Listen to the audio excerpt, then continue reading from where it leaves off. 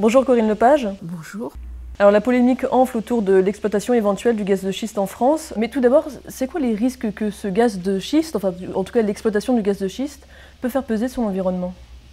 Ils sont nombreux. C'est d'abord une destruction des paysages absolument colossale. Tout simplement parce que c'est un procédé d'exploitation qui est très violent. Il s'agit de faire exploser les roches à 1500 mètres sous terre, avec des conséquences en cascade. Donc la première conséquence, c'est une destruction du paysage. Alors, on peut à la limite admettre que dans des très grandes zones totalement non peuplées, c'est une question éthique, d'aller en chercher dans des zones qui sont les zones européennes, hein, pas seulement la France, c'est-à-dire d'un territoire relativement dense, même si certaines de nos zones le sont moins que d'autres. C'est une question qui est complètement différente. Le deuxième point, c'est bien entendu la question de l'eau. Pour exploiter ces gaz de schiste, on a d'abord besoin d'une quantité considérable d'eau. Je pense notamment au sud-est ou au sud-ouest de la France, où nous savons bien que tous les ans, il y a des problèmes. Il est tout à fait clair que si on allait vers des exploitations massives, comme certains le voudraient, c'est les maïsiculteurs qui auront plus d'eau et c'est les populations qui n'auront plus d'eau. Troisième problème lié au précédent, la pollution des eaux. Là, on n'est plus dans la quantité, on est dans la qualité. Bien que ce soit secret d'État, puisque les exploitants ne veulent évidemment pas dire ce qu'ils utilisent comme produit, mais on le sait par les analyses a posteriori. Donc ce sont des produits extrêmement toxiques, cancérigènes, mutagènes, reprotoxiques pour beaucoup d'entre eux, qui vont être utilisés pour obtenir cette fracturation des roches. Or, si une partie de l'eau est récupérée dans des bassins de rétention, une partie de l'eau ne l'est pas. Dernier point, c'est la pollution de l'air. C'est-à-dire que ces produits, ils sont utilisés dans l'eau, mais il y a des émanations qui peuvent se faire et par voie de conséquence, vous pouvez avoir une pollution de l'air. Un certain nombre d'éleveurs américains se sont plaints, par exemple, de troupeaux décimés à proximité d'exploitation de gaz de schiste, d'où la décision de l'EPA américaine de lancer une grande étude d'impact qui doit durer 2 ans, pour connaître précisément les conséquences de ces exploitations, et certains États américains réclamant un moratoire. Tout ça nécessite bien entendu des études d'impact extrêmement approfondies. Or, la difficulté que nous avons, c'est que nous sommes en face de ce que l'on appelle des permis de recherche. C'est quoi un permis de recherche ? Alors justement, avant d'y aller, justement, le 19 janvier, le code minier a été modifié par ordonnance, donc par le gouvernement. Qu'est-ce que ça change? C'est quoi les conséquences? D'abord, il faut que je fasse un petit point de droit, parce que c'est un peu compliqué à comprendre. Le code minier, c'est la loi. Le gouvernement peut être autorisé à intervenir dans le domaine de la loi quand le Parlement lui permet. Il existe une loi de 2009 qui avait donné au gouvernement la possibilité d'intervenir par la voie des ordonnances, l'article 38 de la Constitution, pour simplifier le droit dans un certain nombre de domaines. Le code minier n'en faisait pas partie. Subrepticement, par une loi du 10 décembre 2010, le gouvernement a introduit code minier dans ce texte. La première question qui se pose, c'est est-ce que c'est une habilitation correcte? Parce que pour que le gouvernement soit autorisé à intervenir dans le domaine de la loi, il faut que le législateur lui précise pourquoi faire. Là, c'est pas fait. Et manifestement, le gouvernement a agi dans la précipitation, puisque cette loi est de décembre 2010, présentation au Conseil des ministres 10 janvier ou 15 janvier 2011, sortie du code fin janvier 2011. Donc tout ça a été extrêmement rapide. De toute façon, c'est une procédure d'urgence en général, comme s'il y avait urgence justement. Voilà. Alors, il y a urgence pourquoi? Les permis de recherche, ils ont déjà été délivrés. Ils l'ont été, à mon sens, de manière complètement illégale et sans aucune publicité permettant aux gens de se retourner, ce qui est une deuxième illégalité. Mais il y a toute la suite, et notamment la sécurisation juridique de ceux qui sont titulaires de permis de recherche et qui ont peut-être des craintes sur le sérieux des autorisations qui leur ont été données. Donc on a un code minier qui est sorti, qui ressemble pas mal au précédent, hein, il n'y a pas de révolution, mais dont on peut dire 2 choses. La première, c'est que quitte à sortir un nouveau texte, autant on aurait pu s'attendre à ce qu'il applique les dispositions les plus récentes de notre droit. Je pense à la Charte de l'environnement. Or, nous avons un texte qui viole ouvertement la Charte de l'environnement. En quoi?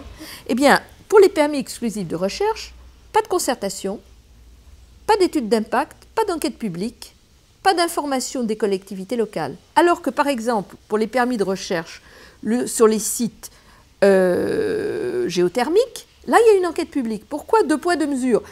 Évidemment, parce qu'on ne veut pas de débat public autour de la question du permis exclusif de recherche pour les gaz de schiste et de manière plus générale pour les hydrocarbures dits non conventionnels.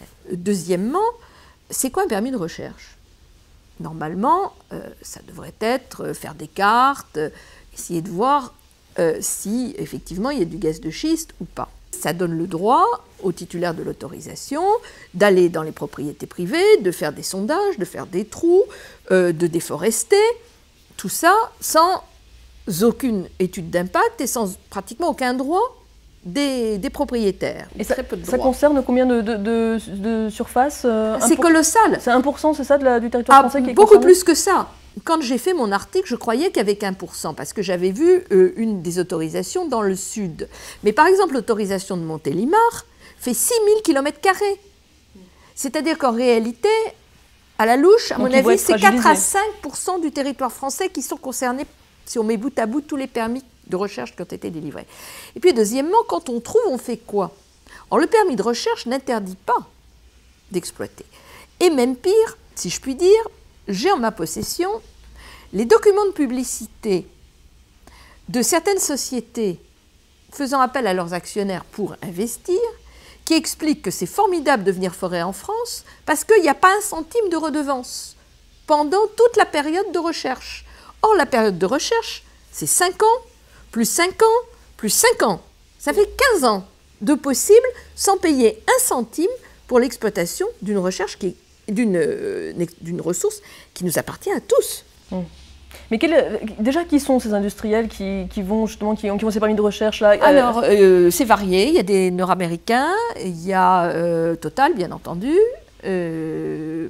Il y a des sociétés françaises mariées avec des sociétés américaines. Il semblerait que des proches du président de la République, je pense à M. Balkany, soient dans ces opérations. Il n'est pas toujours facile de savoir qui est derrière, mais manifestement, il y a GDF Suez aussi. Manifestement, il y a eu beaucoup de bienveillance de la part de Jean-Louis Borloo, puisque c'est lui qui a délivré les autorisations. Mais quel est leur intérêt, ces industriels? Ça coûte moins cher d'exploiter cette nouvelle ressource que de développer les énergies renouvelables, ce vers quoi on devrait aller. Alors que c'est pourtant ce sont des pétroliers. Les pétroliers sont en face d'une grande difficulté. C'est que les réserves conventionnelles de pétrole sont en chute libre. Ils veulent continuer à vendre du pétrole, des hydrocarbures. Ce sont des industriels qui n'ont pas du tout pris la décision de passer à un autre mode énergétique, malgré toute la pub qu'ils font. Oui, mais ça coûte cher d'exploiter le gaz de schiste. Oui, ça coûte cher, rentable, mais c'est très rentable. Le baril de pétrole est aujourd'hui autour de 100 $. Et il ne va cesser de monter pour la bonne et simple raison que les réserves conventionnelles sont de plus en plus réduites. Tout simplement parce que beaucoup de pays ont triché sur l'importance de leurs réserves. Donc, que font les pétroliers? Eh bien, les pétroliers, ils font de l'offshore, et on a vu ce que ça donne avec le golfe du Mexique, et ils font du recours aux hydrocarbures non conventionnels. Schiste bitumineux dans l'Alaska, gaz de schiste en Europe et aux États-Unis, où c'est une exploitation considérable. Et effectivement, ça devient très vite très rentable. Ça bouleverse complètement l'effort que la planète est en train d'essayer de faire pour passer à la case post-pétrolière. C'est-à-dire que le monde pétrolier, après avoir pendant des années et des années payé des scientifiques pour venir nous raconter des bobards sur le fait que le changement climatique, ça n'existait pas, bien maintenant ils sont passés à la phase suivante.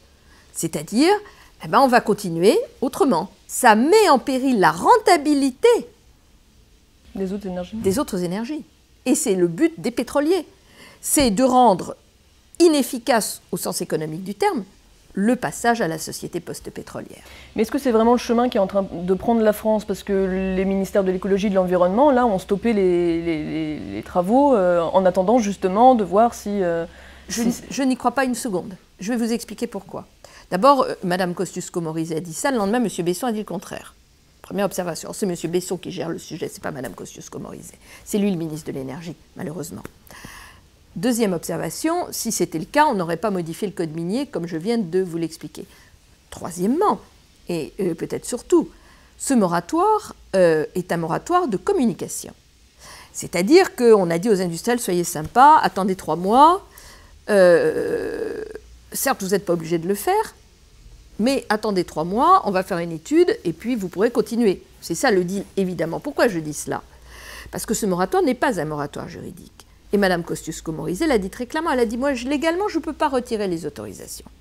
Eh bien si Mme Kosciusko-Morizet ne peut pas les retirer, on va demander au tribunal d'aller le faire. Ça c'est une première chose. Et deuxièmement, parce que ce n'est pas en 2 mois qu'on va faire une étude de cette ampleur.